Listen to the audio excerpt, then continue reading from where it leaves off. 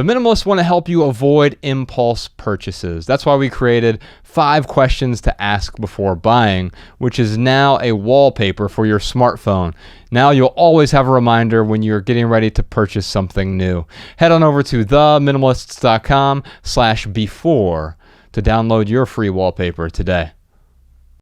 The Minimalists. How do I appropriately let go of well-crafted handmade gifts without offending the givers? So we've already addressed gift giving and gift getting, but then there becomes a point when you receive something, and I think it can go 3 ways. Either you get immense value from it, great, you're going to hold on to that, right? You feel good about the gift that you got. Maybe it was a nice bag of coffee and you go through it, a bottle of wine, a bar of chocolate, and you're able to consume it. Or maybe it's some sort of widget that you and your family get value from. That's great. And then I think there are 2 other avenues that we might take. One is we got the gift, we got some value from it, we're no longer getting value from it. And so now the thing that we once got value from is now clutter. It's turned into junk for us. It served a purpose during a season. That season's over. Now it no longer serves its purpose. Or maybe we were given something and it never suited us. Maybe it never was appropriate for our lives. Someone had good intentions in giving it to us, but now all of a sudden we've realized I'm not getting much out of this. Meg, what do we do when we have one of those things? It's no longer serving a purpose in our life. We were given that gift, but we're going to feel guilty if we decide to let go of it now. Yes. So part of where that guilt stems from is, someone spent a lot of money, their hard-earned money on it, or you think they spent a lot of time searching for this gift, or they spent a lot of time making the gift. So that's where this guilt is stemming from.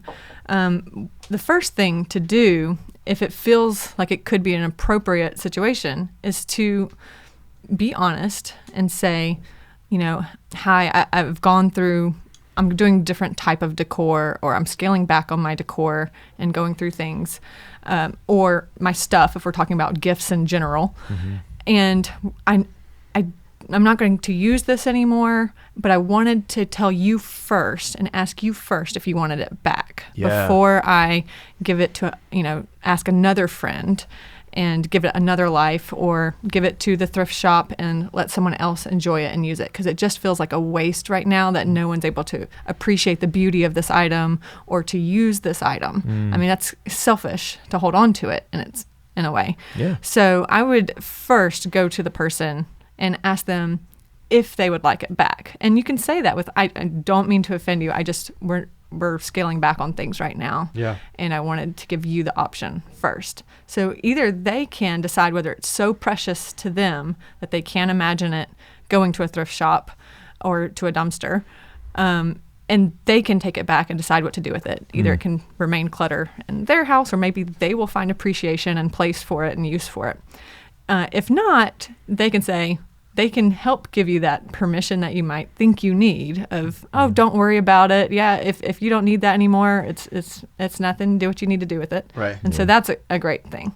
But definitely don't let them guilt you. And then there's some things where you can discern, I probably shouldn't let my mother know that I'm just going to quietly release this. She probably will never notice. Yep.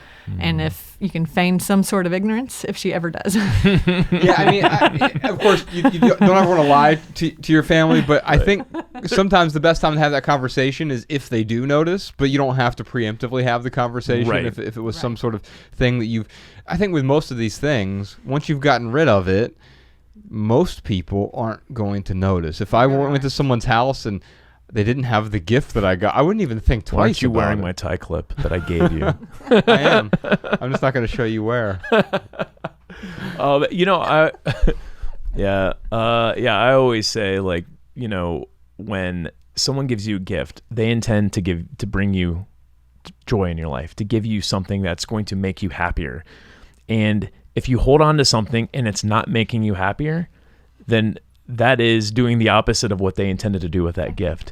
So when you go to someone and you have that conversation of, hey, I'm thinking about letting this go. Do you want it back? Or I could find a good home for it, which is like I did that with my grandma with a paperweight. She gave me a paperweight. She's like, I know that you have a lot of paper. You're a writer, so you have a lot of papers. Like, I don't, like she's imagining that I just have stacks of papers all over my house, and Typewriter. right, yeah. And she gave me a paperweight. I'm like, Oma, She literally gave you a paperweight. I Yes. want people to listening to this. it was a beautiful paperweight. I want you to think like we use that as a metaphor for a Right. useless gift. Right.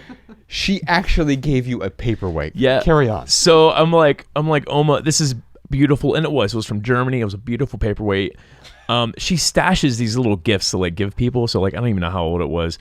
I'm like, this is something I'm not going to use. I said, but what I will do is I will find this a really, really good home if you'd rather me do that, or I can just give it back to you. And she was like, will you find it a good home? And I was like, yeah, I certainly will.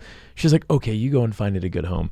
But she realized that like that paperweight, it was going to actually add more stress into my life than joy. So because she loves me and because she wants me to be happy, she totally supported my decision to get rid of it. And because you did a good job communicating with her. Right. Yeah. Because there could have been a bunch of different ways where you hurt her feelings, and you yourself weren't being deliberate. There are a bunch of ways where Yeah. that could have gone that way. You did the opposite. You're very deliberate about the communication that you used, and you didn't do the blaming, shaming, or naming. You didn't say, "Hey, what is this? What is this crap?" Or, "Grandma, I can't believe you'd get me a paperweight." Right. You may even be thinking that. It might be your first thought, but it's inappropriate to communicate that way. And so what you did is you expressed to her that you knew what she was trying to communicate there. And you know what? It goes back to what I was saying in the minimal episode with anything negative I put on myself and all the positive I put under her. So it was like, I personally don't find, I don't have a use for this paperweight. You are such an amazing Oma. I know that you're being really thoughtful and loving, but actually I feel a little bit of, pressure to keep this, and I don't want to have to feel that pressure. I mean, and yeah, you're right. If I was like, what's your problem? I'm a minimalist. I can't believe you'd add this stress to my life. I mean, that would have been a completely different conversation. You recognize the value and the beauty that she saw in it. You recognize, you give gratitude, and you say, thank you so much for thinking of me. Yeah. Thank you so much for gifting this to me. This is a beautiful object. This is a beautiful and useful object. Even as a paperweight, it does hold down papers for someone. So just recognizing when you express that to somebody, they see that you appreciated what they appreciated in it. Yeah. And so that's a good part of setting it up. Yes.